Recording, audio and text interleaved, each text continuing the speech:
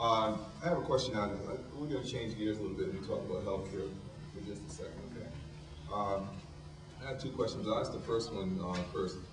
Right now, there's a major discussion about there's a new charter oak program that's being implemented in the state. And one of my questions is, how much do you know about it? And be specific, please, on how much it will, how do you see it impacting your constituents? I've spoken to about the charter oak, and I'm not that familiar with the package, but there are a number of physicians throughout the state who don't even want to accept it because they're saying that the premium is just too little for them to provide the kind of services that they need to provide the kind of care that our folk need. But as I've had the opportunity over the last several years just to walk through the city, what I have found very disturbing, quite disquieting, is that there are a number of people who are without health services. And I know for a fact, being in business for myself, it costs me $700 a month. So we need to talk about a comprehensive healthcare plan that's going to be accessible and affordable, and a plan that's also going to be acceptable by the primary care physicians who are looking to provide the kinds of services that our community and the city of New Haven desperately needs. Has not worked very well in its initial implementation. Many healthcare advocates have been against the plan. It forces 350,000 people onto the plan, which they're now trying to figure out whether you can even do that if it's actually a thing that's possible.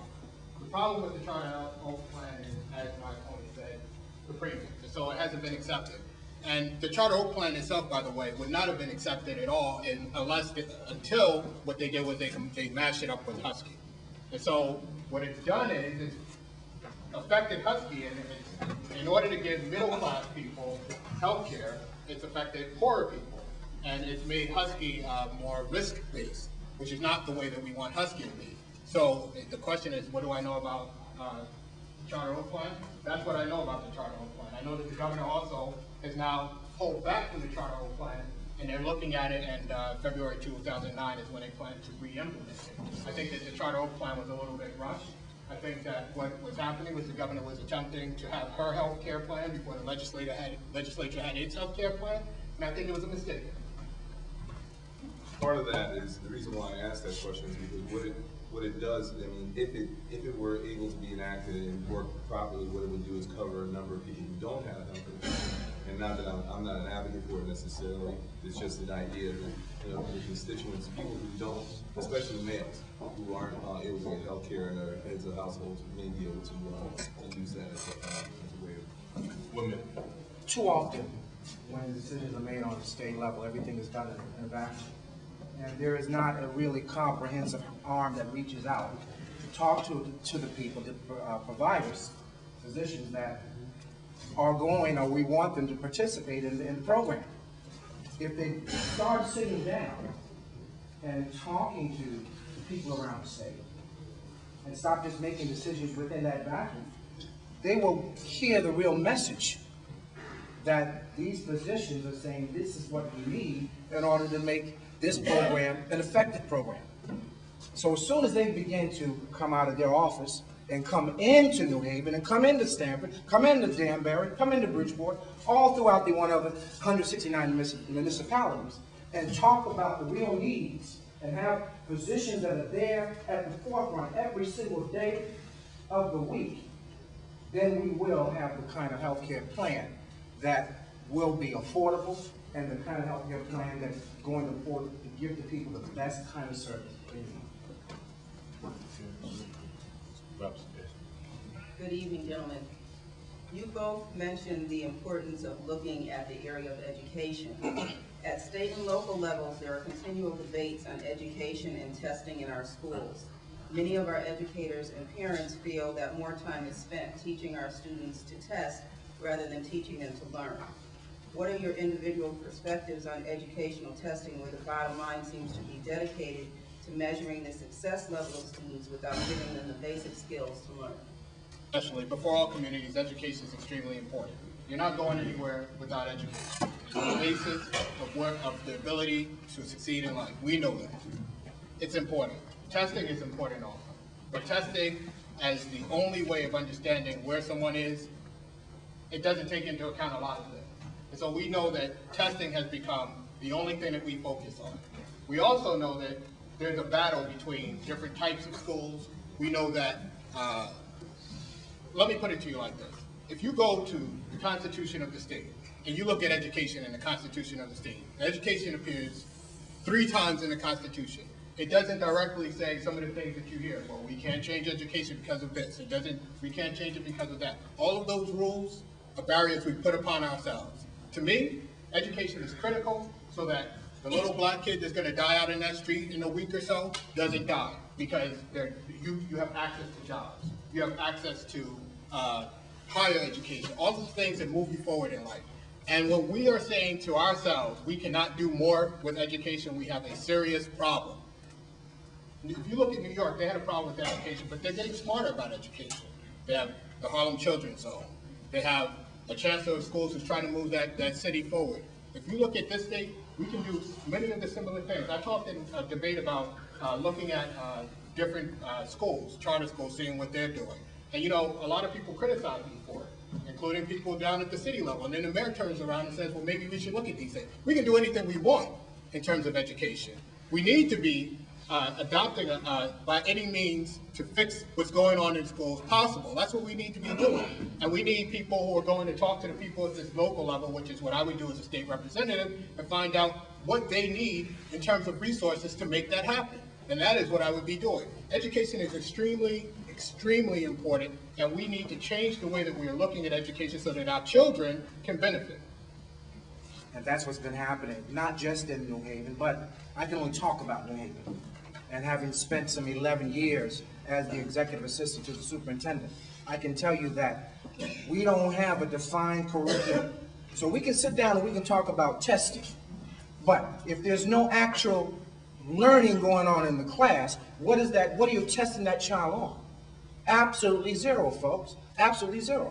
We have some of the finest institutions, educational institutions in the city of New Haven. Yale University, Southern Connecticut. Why can't I go to Yale superintendent and say, listen, I want you to come with me, help me define a true curriculum for high schools. Let's go to Southern Connecticut State University, where my opponent graduated from. I want you to set up a curriculum for the middle schools. Now I'm going to go down to UNH or Quinnipiac, Yale Child Study Center, and have a collaborative effort, and let's talk about a K-8 school curriculum. I'm going to, instead of bringing back the good old boys that we're going to pay $25,000, $30,000 a year just to sit up there for 4 hours a day and do nothing, I'm going, and I'm sorry, I'm going to point out, I'm going to bring a Dr. Frazier back, who ran one of the best schools in the entire city of New Haven, because she knows what it takes to make a child learn. And the bottom line is, folks, and I'm going to say it again, until we learn to understand that we've got to have a really defined curriculum in the school system, and teachers who really want to teach, allow them to teach. Testing is a new issue, because you're testing these kids on nothing. And we put these kids under the gun, and for 180 days out of the year, and they're not getting the kind of learning that they should be getting. So, yeah, we need to revisit those tests, but first, let's deal with the problem. The problem is that there's no real educating going on in the classroom. So, these kids are going to fail. They're going to fail. And we have, and we as a community have to take some responsibility too, because each and every one of us are not downtown demanding what is the best for our children. I'm down there, when I was there for 11 years as Dr. Mayor's executive assistant. Let me say this to you. My white counterparts came down with a laundry list of what they wanted for their kids. My black community, we don't come down until something happens to us personally. So we have to shoulder the responsibility for the lack of learning, the lack of no curriculum, And it's a shame that of all these years, I've been out of school over 40 years now, we still don't have a black curriculum where our kids can understand their history. Every other ethnic group that has come through the school system, you can refer to the books, you see something about them. But the bottom line is, until we get leadership that's not afraid to say, you know what, I'm going to reform education. And as much as I love the Dr. Mayos and everyone else, we can no longer have the kind of leadership that's going to go along just to get along. And until we learn that we got to get the kind of people up front that's not afraid to take on the fight. And that's why I miss John Dow. But the bottom line is that we've got to have the John Dows. We've got to have the mayors like, excuse me, we've got to have the mayors like first African-American mayor who stood up and fought education and said, look, we're not learning anything here, folks. 30 seconds. We're not learning anything here, folks. I'm not giving you any more money. It's not about not having enough money. We have the money. It's about prioritizing. Let's stop talking about what we don't have. Take a look at what we have, prioritize, and let's get the job done. With the impending budget cuts, most, if not all, after-school programs are threatened, thus jeopardizing the future of our youth. What plans do you have to help alleviate these concerns at the state level? School programs are threatened, thus jeopardizing the future of our youth. What plans do you have to help alleviate these concerns at the state level? There's some $8 million right now that comes every single year. The dollars have probably dwindled a bit now for extended day school programs. The unfortunate thing about that, when that money comes into the city, there is no one actually monitoring how that money is being spent. So if I am successful in winning this race, that $8 million that's earmarked will go to extended day programs. We can open up approximately 10 to 11 schools. And each community has an advisory committee that helps develop the kind of programs that they need and want. We can hire from the community, give people an opportunity, you know, qualified folk to come in and do certain things, and such as mentoring and tutoring and whatever skills they may have, sewing classes and things of that nature. Intramural basketball, things of that nature. But the bottom line is that the money is there. We've got to stop talking about what we don't have. We've got to start looking at what we do have and start, and I can't say it enough, start prioritizing. Number one, there'll never be another Q house. I heard it said. There'll never be another Q house. Bottom line is that 90% of my funding came from the white community, but yet we profess to love the Q house. Okay? Yet we profess to love the Q house. Mayor Stefano stood up when he was running against Sherry Killens and said, Willie Greene, along with his board, was responsible for the demise of the Q house. Made that very clear. When we had an independent auditor to come in and the books at Attorney Blumenthal's office found out that there was nothing wrong in the books, there was no money, we had just ran out. The city pulled the plug. But there'll be no more programs like that because the city and the state just doesn't have the kind of money to do that. But we can take the local funds and the state funds and combine those and open up a number of community schools throughout the city of New Haven. From 2 o'clock to 9:45, we can have a cadre of programs that are going on there.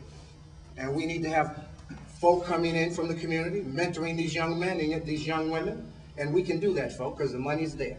It's just all about prioritizing.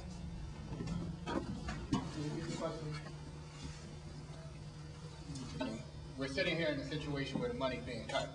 The question is, what are you going to do as a state legislator to help make sure that we have the money that we may have had in the past, but we may not have in the near future? That's the question. And the answer is, we have to look differently at where we make cuts to things. We don't cut the prison system, the Department of Correction. We don't cut that. We'll cut education, early childhood reading success, and on and on and on and on. Why don't we cut it? Because we want to spend money there because we think that's important. It sends a message that maybe this education system is not so important. So we need a state legislator and a state legislator and a state legislature that understands that education is critical. Education is critical to this community and to every community.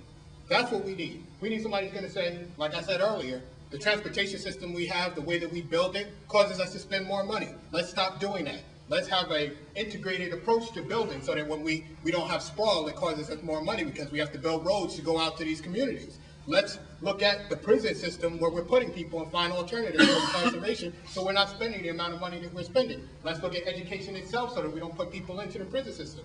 What do you need in a state legislator? You need someone that understands the connection of all of the issues and can speak to it just like I just did. Thank you. Healthcare for another way that might be a little bit more familiar to you. Mental health. Okay, mental health right now of the neighborhood residents is constantly affected by stress-related episodes such as violence, the economy, and basically it's kind of tearing communities down in a slow way in some instances and rapidly in other ways. All right, from your standpoint, how will you address these issues at the Capitol and locally? Start off saying that. But I know that the NAACP released a report last year talking about disparities in healthcare overall and mental health they talked about in this study. And if you read the study, what they suggested was that we have an Office of Minority Health. I think that if you can have an Office of Minority Health, you need to have at least a focus on minority health because we have different issues than what you have in other communities. As you said, we have these mental health issues that stem from what goes on in our communities. We also have health issues based on the fact that we don't eat the same way that other people eat. And so, as a state legislator, what I would do is I work with the NAACP who have a report sitting right there ready for me to put, to use as a tool to get this discussion going. And so I would say to the NAACP, as I said to Jim earlier, anything before I was running for office even, anything that I can do to help, any way that I can be useful. I was trying to use my network as the chair of the Federation to get people across the state to work. But as a state legislator, I would be a voice in the state capitol to advance the mission. We would not be facing this particular situation if we had put more time and money and interest in the investment of people and less in brick and mortar. We have a couple of good programs, and I sit on the board of Connected Mental Health. We're being cut by some $3 million, and it's going to be tough. But then again, I'm going to say to you is that one, the New Hallville Resource and Counseling Center, as your state rep, I will make sure that money is continuing to come in there. And that means making some hard cuts, not just on a local level, but on a state level. And it's going to have to be some precision cutting. We have got to take the attitude that, we have put enough money into brick and mortar and building roads. The problems that we're facing now is because we have spent so little time on the development of people. And people now have fallen into despair and have no one to turn to. I'm happy to say that I was one of the founding fathers of the New Hallville Resource and Counseling Center. And there was such a stigma in the black community that we did not want to go to a psychiatrist or a psychologist. So we wanted to lift that stigma. So what we did is we were the first licensed community-based outpatient program in the city of New Haven. And we were seeing somewhere between 15 to 20 the first week, and it kind of caught on. People say, I can go in here and get these services because there's an array of services coming out of the organization, and no one really knows if I'm going in for counseling. So we needed to lift that stigma. So we've done a good job on that. But what has happened, the focus changed. We wanted to build big monuments. We want to build roads. But we don't want to build roads to help people. More focus must be made on the development of people, and less has to be done now in terms of brick and mortar. Folks, we're paying for the damages that we've done to each other and not standing up and saying, wait a minute, enough is enough. We have spent tens of millions of dollars on Tweed. We have spent tens of millions of dollars subsidizing Schubert. We have spent tens of millions of dollars on the pilot pen that we only use 3 or 4 months out of the year.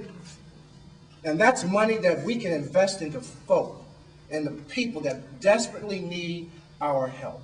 And that money that we get is not just local money. That money comes from the state. that money comes from the state. So as your next state rep, my focus will be on the development of people. A realistic balance saying, yeah, we've got to continue to maintain what we have, but the focus now has to be shifted because people are desperately looking for leadership and help.